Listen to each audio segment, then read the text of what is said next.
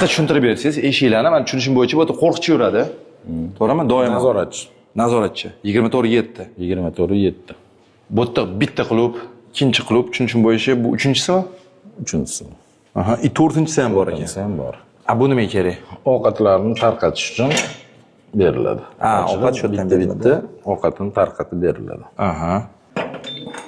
Buni ochdik, yana bitta eshik bor ekan. Ochilganda mana bu 90 gradus ochilishi kerak. Nimaga?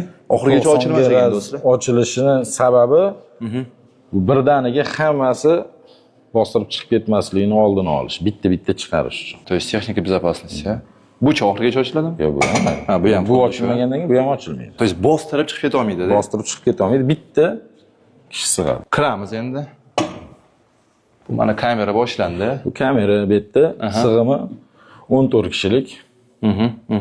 O'sha me'yoriy 1 2 3 4 5 6 7 8 9 buyruqlarga asosan har bir ayblanuvchiga 2,5 metr kvadrat belgilangan. Tushunishim bo'yicha pasuvda hammasi mana bunaqa bo'ladi, temirlar. Hammasi shunaqa bo'ladi. Hammada o'ziniki belgilangan bo'ladi.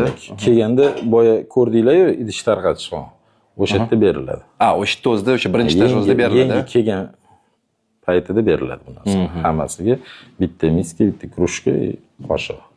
Tushunishim bo'yicha intizomiy bo'lim kamerasi bu izolyatormi? Belgilangan tartib-qoidani qo'pol ravishda buzganlar 10 sutkagacha kiritiladi. Ko'p chiqaylik bitta. Bitta o'zi o'tiradi bu yerda. Bitta o'zi o'tiradi. Bu kunduz kuni ko'tarilib qo'yiladi. Ko'tarilib qo'yiladi. Faqat soat 10 da tushiriladi. Uyquga ruxsat berilganda tushiriladi.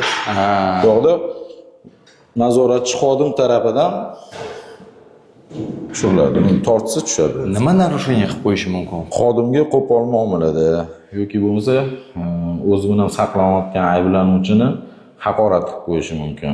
Bir-biri bilan urushib qolishi mumkin yoki bo'lmasa taqiqlangan buyumlardan foydalansa va hokazo. Buning turlari ko'p.